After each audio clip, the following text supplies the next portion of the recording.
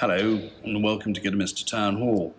I'm Tim Morris and this is a series to talk about the magnificent organ we've got here in Kidderminster Town Hall.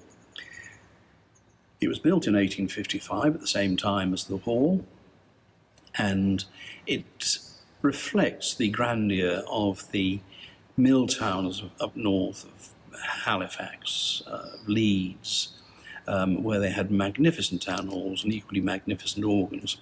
And Kidderminster, being in the heyday of the Industrial Revolution and carpet factories, didn't want to be left behind. And as a consequence, we had this marvellous instrument built by William Hill, and he is renowned as being the Rolls-Royce of organ builders of that era, the mid-19th century. One of the things I find interesting about being an organist is the relationship that musicians have with science. In fact, last month for Father's Day, my daughter bought me a book showing the relationship between musicians and science. And I'd just like to show you something. There is an adage that an organist is the only person who can play a chord with one finger. Now, you probably appreciate, if you're a pianist, that the keyboards on here are not as long as the piano. So, by definition, you must say, well, the tone, the specification of the organ must be limited. Well, it isn't, because under the stops here, you'll see various numbers, and a prominent number is number 8. That means it's an 8-foot pipe. And we call it an 8-foot pipe as we haven't quite got metric in the organ world yet. It's 8 foot because the bottom pipe, bottom C, is 8 foot long. And when I draw out an 8-foot pipe, which is that there, the lowest pipe in that rank is an 8 foot, but it means that when I play middle C, that is the sound that you hear, it is middle C. The scientific connection is that if you half the length to a 4-foot pipe, there's my middle C, the same note being held, and I can play the octave above with a 4-foot pipe, and with a 2-foot pipe, the octave above, and with a 16-foot pipe, an octave below. So I've got 4 notes being played by the one key. Now, not being content with that, organ builders do funny things as well. We have what's called mutation stops, and a mutation stop plays somewhere in between. So there's my middle C again. If I have a quint, it plays an octave and a 5th. Gives that slightly piquant sound. And we can also have what's called a mixture stop, which is, again, there's middle C, playing the single note. And if I pull out a mixture stop, it pulls out various, in fact, there are 3 ranks which all play together. So that makes our organ a bit of a sort of theatre at one's fingertips. And the first piece we've got today is the Andante and Allegro by Bach. Not Bach, Bach. Bach were, still are, a black country family. Unfortunately, F.E. Bach, who wrote this piece, was a very talented organist and pianist, but died at the age of 28 from TB. And this is the real sort of sound that you would expect from a town hall organ in the mid-19th century.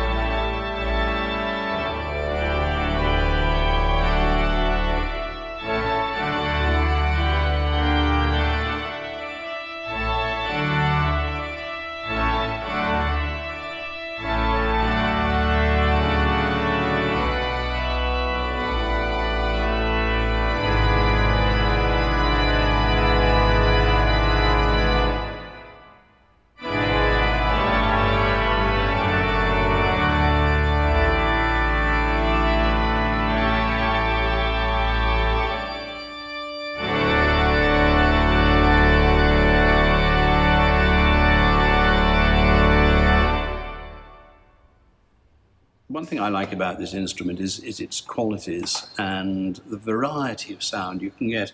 I'm going to play now an interlude by Harold Dark. Back in the 1970s, I was a member of the Royal College of Organists, and I went to their annual dinner in London. And the president at the time was, in fact, Francis Jackson, who was formerly organist at York Minster.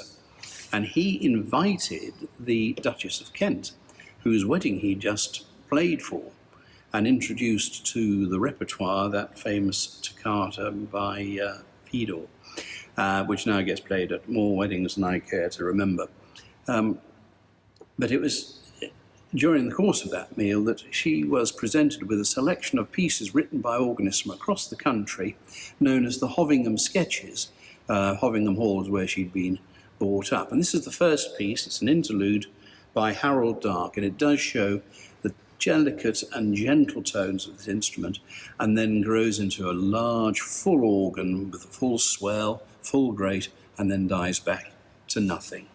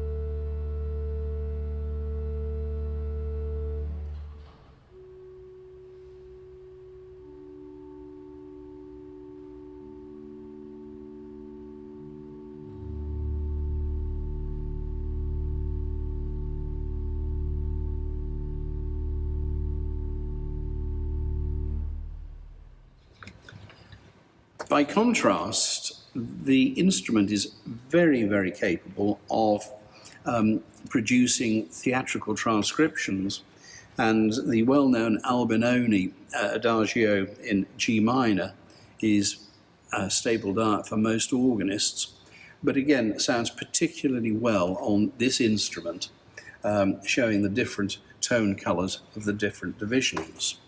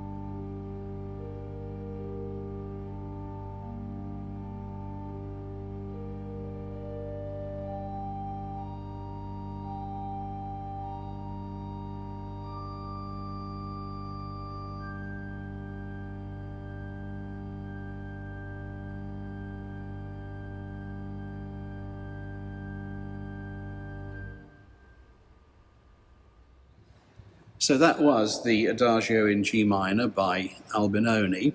Another use of this instrument, as we delve into what it will do and what it won't do, we talked earlier about mutation stops. We spoke about mixture stops, and you can put those together. And here's a piece of early organ music by John Robinson. It starts with a very straightforward statement played on the great organ with just the diapasons. And then we go into a little bit of a romp with a cornet being played on the great and made up of mutation stops, and an echo on the choir organ. And it's very effective, and it's effectively balanced. As I have said before, and I will say again, the flute stops on this instrument are absolutely perfect, and you would have to go a long way to see anything that equals, or I don't think you'll find anywhere that betters them.